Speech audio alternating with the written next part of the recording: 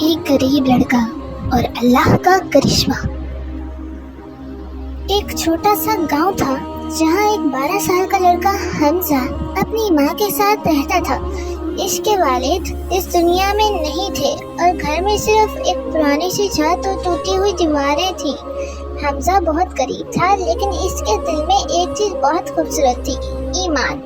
وہ ہر روز مسجد جاتا، تھوڑے سے قرآن پڑھتا اور اللہ سے دعا کرتا، یا اللہ میری ماں کی مدد فرما اور ہمیں رزق عطا فرما۔ حمزہ کی ماں دوسروں کے گھروں میں صفائی کا کام کرتی تھی۔ کبھی کبھی ان کے گھر میں صرف روٹی اور پانی ہوتا اور کبھی کچھ بھی نہیں، لیکن حمزہ کبھی شکایت نہیں کرتا تھا۔ وہ کہتا تھا، امی اللہ ہمارے ساتھ ہے، ہم بھوکے نہیں رہ سکتے۔ اس کی ماں یہ سن کر رو دیتی، لیکن اس کا دل اللہ پر اور مضبوط ہو جاتا۔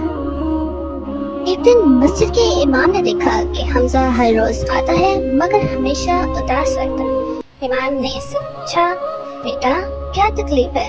حمزہ نے آہستہ سے کہا، امی بہت محنت کرتی ہیں لیکن کبھی کبھی ہمارے پاس کھانا نہیں ہوتا۔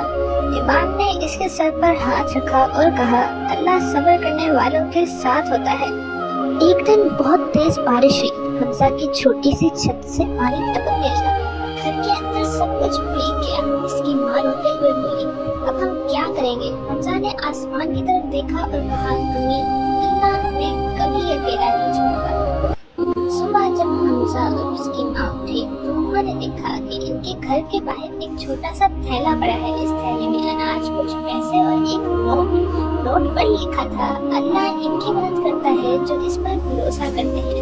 یہ کسی انسان کی طرف سے نہیں بلکہ اللہ کی طرف سے ایک وسیلہ ہے۔ حمزہ اور اس کی ماں رو پڑے۔ اس دن حمزہ نے سیکھا، اللہ کی مدد کبھی دیر سے آتی ہے لیکن اندھیر نہیں ہوتی۔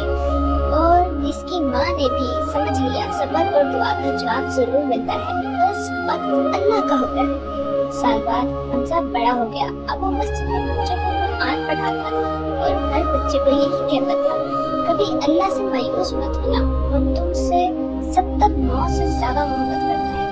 اختتامی پیغام، جو اللہ پر بھروسہ کرتا ہے اللہ اس کے لیے وہاں سے راستے بنا دیتا ہے جہاں سے وہ سوچ نہیں سکتا۔ ویڈیو پسند آئے تو لائک ضرور کریں۔ شکریہ۔